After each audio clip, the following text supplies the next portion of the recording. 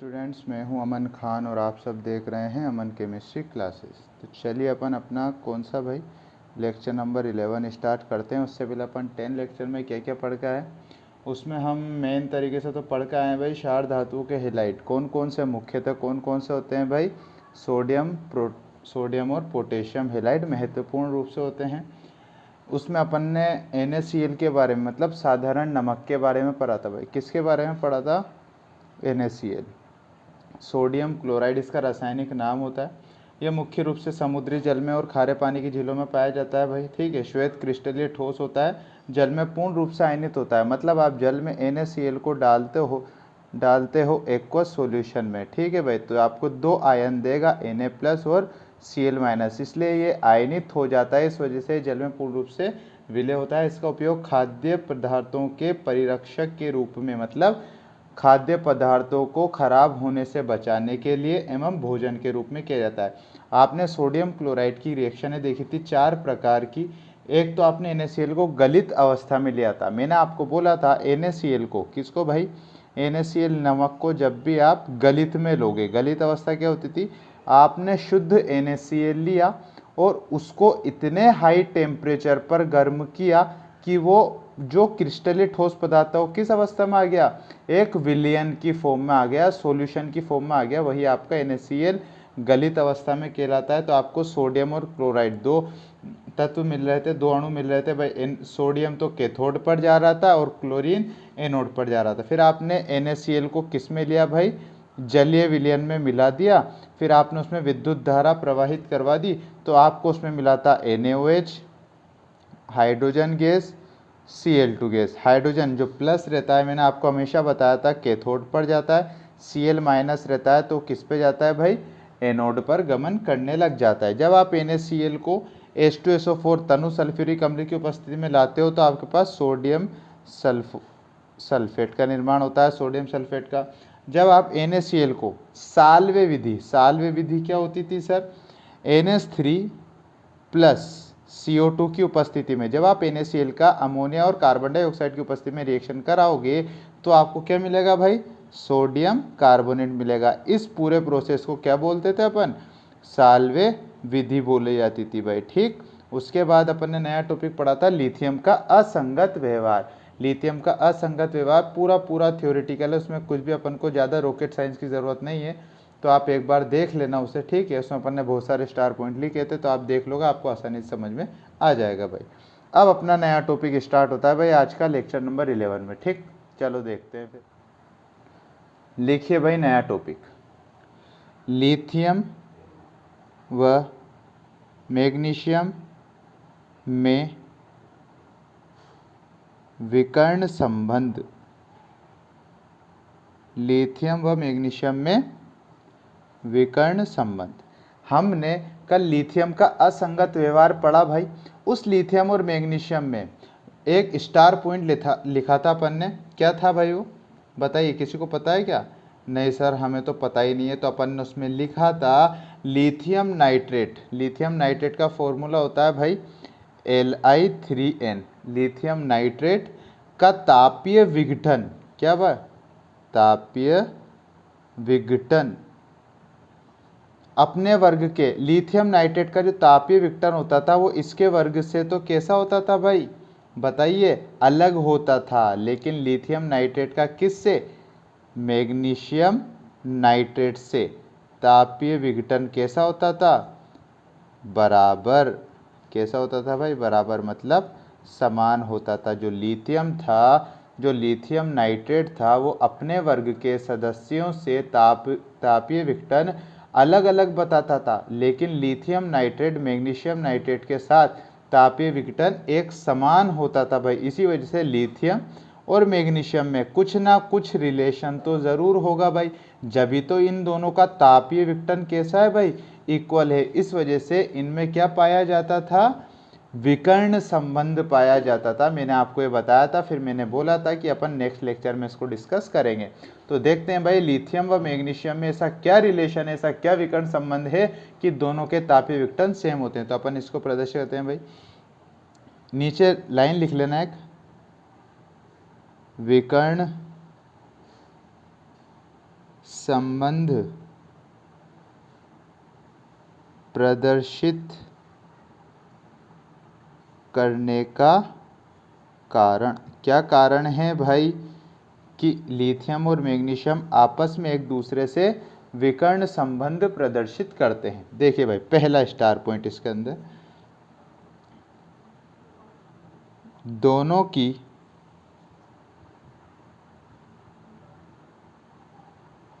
परमाणुीय त्रिज्याओं के मान लगभग, क्या बोला, दोनों की मतलब लिथियम व मैग्नीशियम की परमाणुीय त्रिज्या मतलब परमाणु का आकार, त्रिज्याओं के मान लगभग समान होते हैं, समान होते हैं। पहला स्टार पॉइंट क्या हुआ, इनमें रिलेशन बताना है अपन को, तो पहला कारण क्या हो गया भाई, इन दोनों परमाणुओं के जो आकार होते हैं वो कैसे होते हैं भाई, इक्वल होते हैं। ठीक है सर, कोई दिक्कत नहीं है इसमें। तो दूसरा देखिए, दोनों की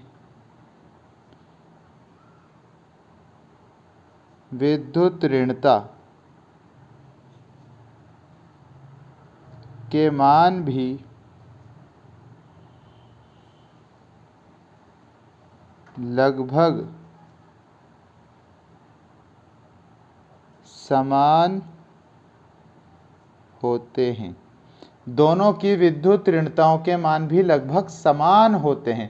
सर ये विद्युत ऋणता क्या है, तो भाई ये इलेक्ट्रॉन नेगेटिविटी रहती है, मतलब इलेक्ट्रॉन को आकर्षित करने की जो पावर होती है, मतलब कोई परमाणु है उसको इलेक्ट्रॉन की जरूरत है, तो इलेक्ट्रॉन को कितनी पावर से आकर्षित करे, तो वही पावर क्या कहलाती है भाई, विद्युत ऋणता, इलेक्ट्रॉन नेगेटिविटी, EN से इसको दर्शाया जाता है।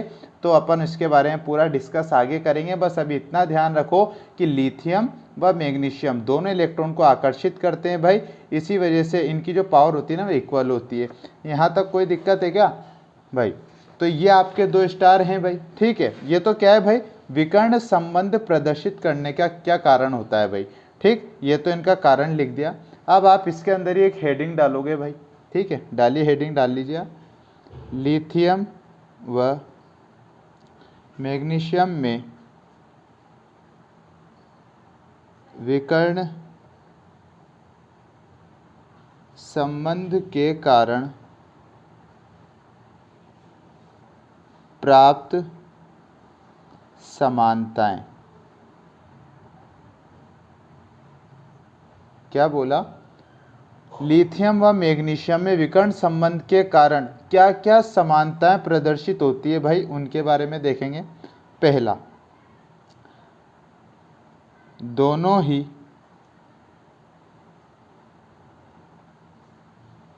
कठोर होते हैं। विकर्ण संबंध के कारण दोनों ही कठोर होते हैं, क्योंकि आकार ही छोटा है इनका, परमाणु त्रिज्याओं के मान ही लगभग बराबर हैं, तो दोनों कठोर होते हैं। दोनों ही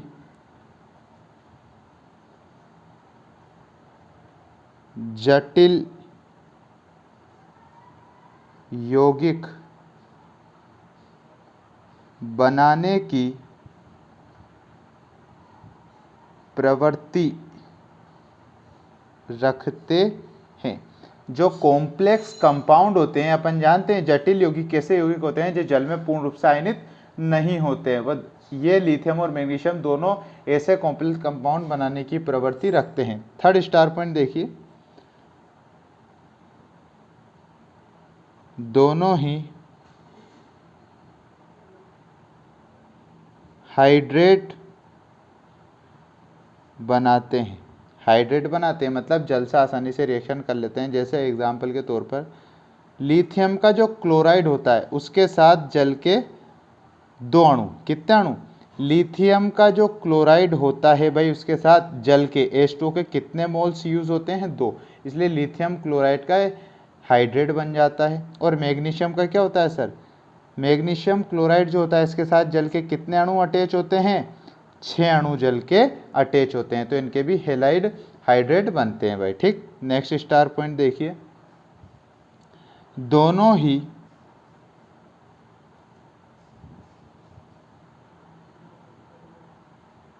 कार्बधात्विक,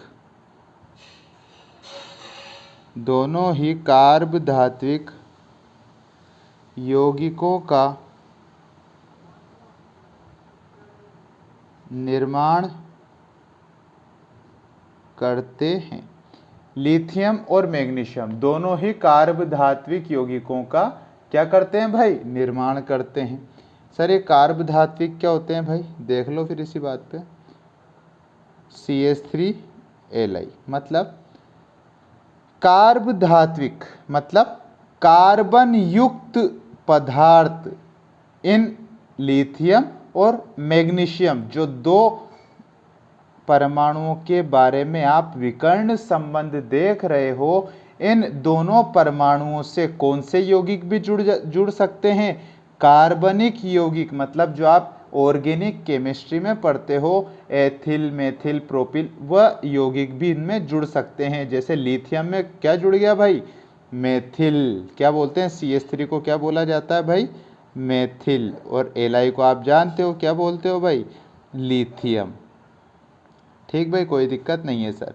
ये जो कार्बनिक यौगिक है ना, इनके बारे में अपन ऑर्गेनिक केमिस्ट्री में पूरा A to Z बेसिक से पढ़ेंगे, इसलिए ज़्यादा रॉकेट साइंस की अपन को ज़रूरत नहीं है भाई। ये स्टार पॉइंट क्या थोड़ा इंपॉर्टेंट होता है। ठीक, मैग्नीशियम का देख लो भाई, CH3 MgBr। ठीक है भाई, CH3 को क्या बोलते हो आप, मेथिल बोलते हैं सर हम। Mg को क्या बोलते हो सर, मैग्नीशियम बोलते हैं। ब्रोमाइड, ठीक है भाई, ये मैग्नीशियम का कार्बधात्विक यौगिक होता है, ये लिथियम का कार्बधात्विक यौगिक होता है सर। ठीक है, नेक्स्ट स्टार पॉइंट देखिए, दोनों सह संयोजक यौगिक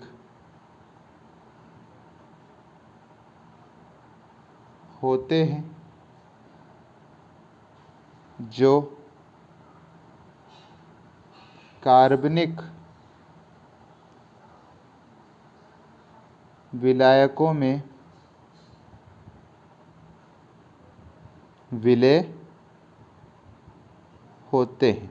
अब आप मुझे एक बात बताओ, दोनों सह संयोजक यौगिक होते हैं भाई, हम पढ़ के आए हैं कि लिथियम और मैग्नीशियम जो होते हैं भाई सह संयोजक प्रकृति रखते हैं, पहले अपन पढ़ के आए हैं, और ये सह संयोजक यौगिक होते हैं कार्बनिक विलायकों में विलय। सर ये कार्बनिक विलायक क्या है, सर कार्बनिक विलायक होता है जो कार्बन से युक्त यौगिक बनते हैं। इनमें ऊपर बनाया लिथियम ने, मेथिल लिथियम बनाया, मेथिल क्या है भाई, कार्बनिक एक यौगिक होता है। ठीक है भाई, मेथिल क्या, कार्बनिक यौगिक। अगर ये कार्बनिक यौगिक बना रहा है तो कैसे विलायकों में विलय होगा, कार्बनिक विलायकों में विलय होगा। तो इनमें एक और प्रॉपर्टी होती है भाई, दोनों सहसंयोजक यौगिक होते हैं जो कार्बनिक विलायकों में विलय होते हैं। नेक्स्ट स्टार पॉइंट देखिए, दोनों के नाइट्राइडों का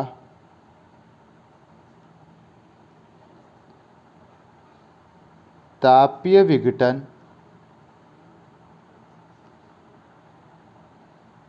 समान होता है।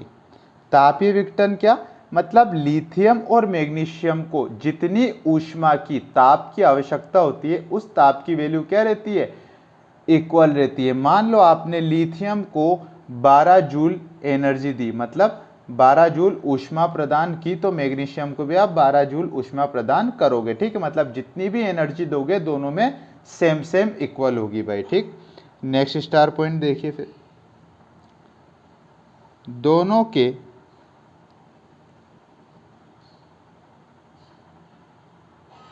बाइकार्बोनेट ठोस नहीं होते, मतलब दोनों के बाइकार्बोनेट ठोस नहीं होते हैं। बाइकार्बोनेट क्या किसे बोलते हैं अपन, CO3 को। अपन देखे हैं लिथियम कार्बोनेट बनता है, मैग्नीशियम कार्बोनेट बनता है, तो कैसे नहीं होते, ठोस अवस्था में नहीं पाए जाते। लेकिन इनका आकार तो छोटा होता है, पाया इनको ठोस अवस्था में जाना चाहिए, लेकिन ये ठोस अवस्था में नहीं होते हैं। क्या नहीं होते, इनके कार्बोनेट की बात हो रही है, ध्यान रखना कार्बोनेट। नेक्स्ट स्टार पॉइंट देखिए, दोनों के क्लोराइडों का जल अपघटन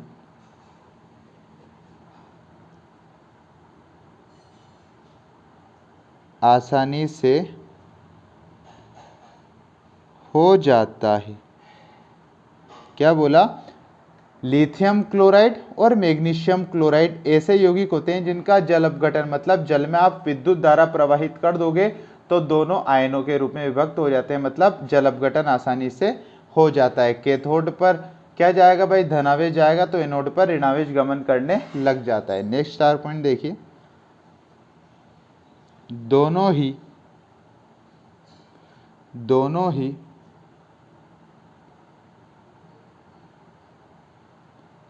ऑक्सीजन से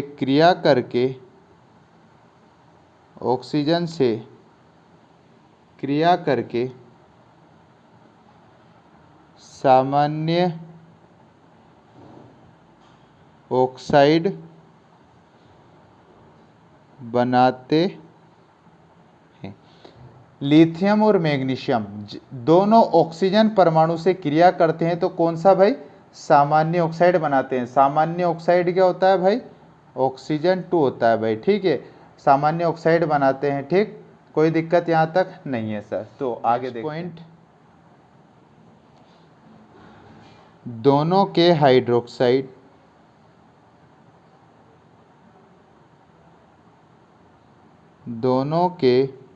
हाइड्रोक्साइड दुर्बल क्षारीय प्रकृति के होते हैं। बिल्कुल सही बात है। फर्स्ट वर्ग और सेकेंड वर्ग में अपन ने अपवाद क्या लिखे थे सर? फर्स्ट में तो लिथियम लिखा था, सेकेंड वर्ग में मैग्नीशियम लिखा था, क्योंकि प्रबल क्षारीय होते हैं, लेकिन ये दोनों ऐसे होते थे, कैसे होते थे? ये दुर्बल प्रकृति रखते थे इन, इसलिए अपन ने उनको अपवाद में भी रखा था। इसीलिए इनके हाइड्रोक्साइड भी किस प्रकृति के होते हैं? दुर्बल क्षारीय प्रकृति के होते हैं। नेक्स्ट पॉइंट, दोनों के आईपी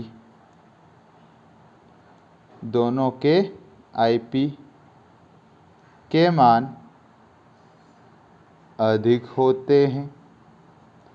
दोनों के आईपी के मान अधिक होते हैं। सर अब अधिक कैसे हो रहे हैं? आप जानते हो भाई, लिथियम कितने छोटे आकार का होता है ना। मैग्नीशियम भी सेकेंड वर्ग में छोटा आकार अपवाद प्रदर्शित करता है, तो आकार छोटा है। मान लो आकार इतना सा ही है, धनावेश यहाँ है, बीच में नाभिक के इलेक्ट्रॉन यहाँ पास में ही पड़ा हुआ है, तो इसका मतलब ये नाभिक इलेक्ट्रॉन को अपनी ओर प्रबल आकर्षण बल से खींचेगा। तो आपको ये इलेक्ट्रॉन प्रबल आकर्षण बल है, तो आपको इलेक्ट्रॉन को लेने के लिए या इलेक्ट्रॉन को इस परमाणु में से बाहर निकालने के लिए एनर्जी ज़्यादा देनी पड़ेगी या कम देनी पड़ेगी? जाहिर सी बात है, अगर आकर्षण बल ज़्यादा है भाई, अगर ज़्यादा ही अंदर से रस्सी से खींच रहा है, तो आपको एनर्जी ज़्यादा देनी पड़ेगी, जिससे आप इलेक्ट्रॉन को उत्सर्जन कर सको भाई। इस वजह से आईपी के मान अधिक होते हैं भाई इनमें, ठीक है, कोई दिक्कत नहीं है सर। ये आपका क्या हो गया भाई? विकर्ण संबंध आपने बता दिया, मैग्नीशियम और लिथियम में पूरा हो चुका है। नया टॉपिक डालिए भाई। सोडियम के कुछ महत्वपूर्ण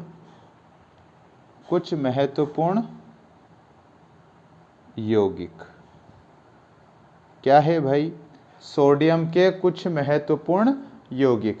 देखिए भाई, फर्स्ट पहला यौगिक आता है NaCl, जिसे क्या बोला जाता है सर? साधारण नमक। साधारण नमक बोला जाता है भाई, कोई दिक्कत है क्या? नहीं है सर। सेकेंड यौगिक क्या आएगा? Na2CO3। क्या है ये? Sodium carbonate. तो इसका रासायनिक नाम है, इसका साधारण नाम क्या है सर? Soda ash. खाने का सोडा जो होता है ना, सोडा ऐश, वो होता है, ठीक। थर्ड देखिए भाई, Na2CO3.H2O। मतलब सोडियम कार्बोनेट के साथ जल के कितने अणु योगात्मक रूप में है? इसमें एक अणु। एक को आप बताओ नहीं बताओ कोई दिक्कत नहीं है। सोडियम कार्बोनेट के साथ जल के एक अणु अगर हैं तो क्या होता है भाई? उत्फुलल सोडा। उत्फुलल सोडा मतलब बबल वाला सोडा जो होता है ना, वो वाला सोडा ये, ठीक। फोर्थ यौगिक, सोडियम कार्बोनेट के साथ जल के 10 अणु। कितने अणु? 10। जल के 10 अणु। ये होता है भाई धोने का सोडा। धोने का सोडा होता है भाई ये, ठीक। पांचवा आता है भाई सोडियम नाइट्रेट, NaNO3। क्या होता है ये? Sodium nitrate. इसका नाम क्या होता है sir? Chile saltpetre. Chile saltpetre होता है। छठा सोडियम B4O7, ठीक है भाई। और इसके साथ कितने? इसके साथ 10 जल के अणु भी होते हैं, ठीक है भाई। क्या होता है ये? Na2B4O7। इसका नाम क्या होता है सर? बोरेक्स। डायरेक्ट पूछ सकता है, स्टार पॉइंट लगा लेना। बोरेक्स का रासायनिक सूत्र दीजिए। सोडियम बोरोन ऑक्साइड, ठीक है। इसको सिंपल फॉर्म में क्या बोलोगे भाई? बोरेक्स बोलोगे, जिसके 10 अणु उसके साथ रहते हैं भाई, ठीक। 7वें नंबर का यौगिक होता है सोडियम बाई कार्बोनेट। क्या है भाई ये? NaHCO3। NaHCO3 इसे क्या बोलते हैं? Sodium by carbonate. इसका नाम होता है भाई बेकिंग सोडा। जो खाने का सोडा होता है ना, वो आता है इसमें बेकिंग सोडा, ठीक है भाई। मैंने आपको एक बात बताई दी थी भाई, साइड में ब्रैकेट में लिख लेना। इसके साथ नहीं है, अलग एक्स्ट्रा बात है, ठीक है। एनोड को हमेशा किसकी तरह ट्रीट करोगे? पॉजिटिव टर्मिनल की तरह। और जो कैथोड होता है उसको किसकी तरह ट्रीट करोगे भाई? नेगेटिव टर्मिनल की तरह, ठीक है। ये अपन इलेक्ट्रोकेमिस्ट्री में और अच्छी तरीके से पढ़ेंगे कि कब पॉजिटिव यूज होगा, कब नेगेटिव यूज होगा, ठीक। एक स्टार पॉइंट लिखेंगे भाई अपन। लिखिए, बेकिंग सोडे बेकिंग सोडा को गर्म करने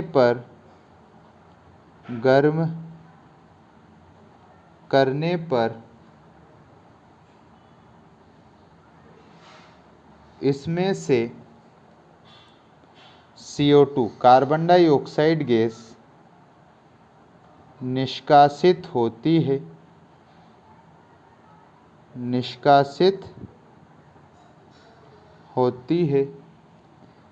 इसी वजह से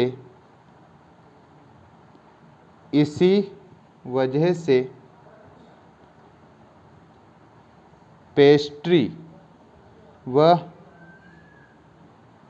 केक में छोटे छोटे छिद्र हो जाते हैं। क्या बोला? बेकिंग सोडा को आप जब भी गर्म करते हो तो उसमें से क्या भाई? कार्बन डाइऑक्साइड गैस निष्कासित होती है। इसी वजह से पेस्ट्री या केक में आपको छोटे छोटे छिद्र देखने के लिए मिलते हैं, जिससे यह हल्के व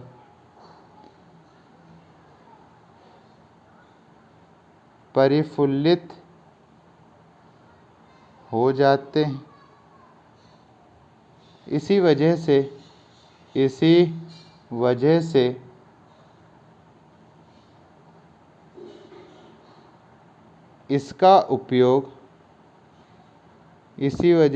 इसका उपयोग बेकरी उद्योगों में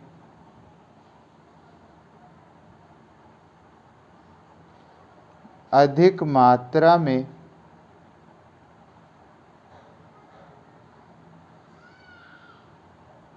किया जाता है। ठीक है भाई, इसलिए केक पेस्ट्री में इनका यूज़ तो हो रहा है, इसी वजह से ये कैसे हो जाती है भाई, पेस्ट्री वगैरह केक वगैरह को आपने आंतरिक संरचना देखी होगी बड़ी हल्की होती है भाई, इसी वजह से इसका उपयोग बेकरी उद्योगों में अधिक मात्रा में किया जाता है। इसका उपयोग चर्म रोगों में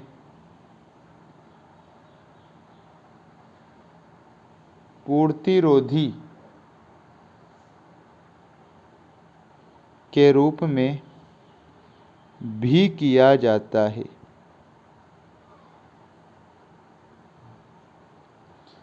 चमड़ी से जो रोग होते हैं भाई, चमड़ी में जो रोग होते हैं उनके उपचार में भी इसका यूज़ किया जाता है बेकिंग सोडे का। ठीक है भाई, ये आपके हो गया, इसके ऊपर थोड़ा सा स्टार पॉइंट अपन ने लिख दिया भाई। ठीक, अब लिखिए भाई नेक्स्ट टॉपिक, सोडियम धातु का निष्कर्षण। सोडियम धातु का निष्कर्षण मतलब सोडियम धातु का निष्कर्षण किस प्रकार से किया जाता है उसको देखेंगे अपन। देखिए भाई, इसका निष्कर्षण मतलब सोडियम की प्राप्ति कैसे होगी उसके ऊपर देख रहे हैं अपन। ठीक है भाई, इसका निष्कर्षण गलित NaCl। अब यहाँ पर गलित NaCl आपको पूरा रिवाइंड हो जाना चाहिए, गलित NaCl क्या होता है वो अभी मैं आपको एक्सप्लेनेशन समझाऊंगा, जब बता दूंगा, जब तक आप सोचते रहो भाई। ठीक, गलित NaCl के वैद्युत अपघटन से किया जाता है।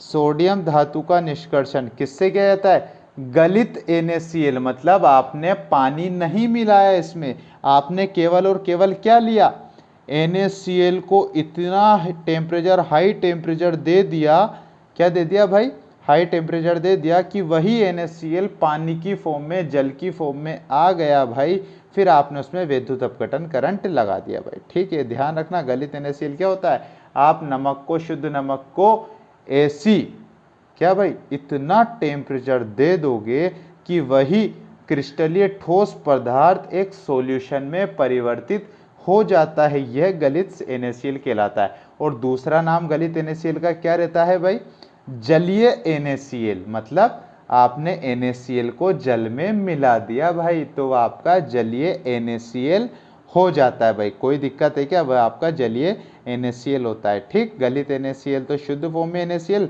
और जलीय NaCl आपने नमक को जल में मिलाकर सॉल्यूशन बनाया है भाई। ठीक, तो इसके बारे में निष्कर्षण अपन पढ़ेंगे अगले लेक्चर में। आज का लेक्चर बस इतना ही था। अगर आपको वीडियो पसंद आई हो तो पट्ट से लाइक का बटन दबा देना, पट्ट से सब्सक्राइब कर देना भाई। ठीक, कमेंट जरूर करना, बेल आइकन को भी प्रेस कर देना भाई। ठीक है, और शेयर सबसे ज़्यादा करना भाई। ठीक, मिलते हैं अपने नेक्स्ट लेक्चर में।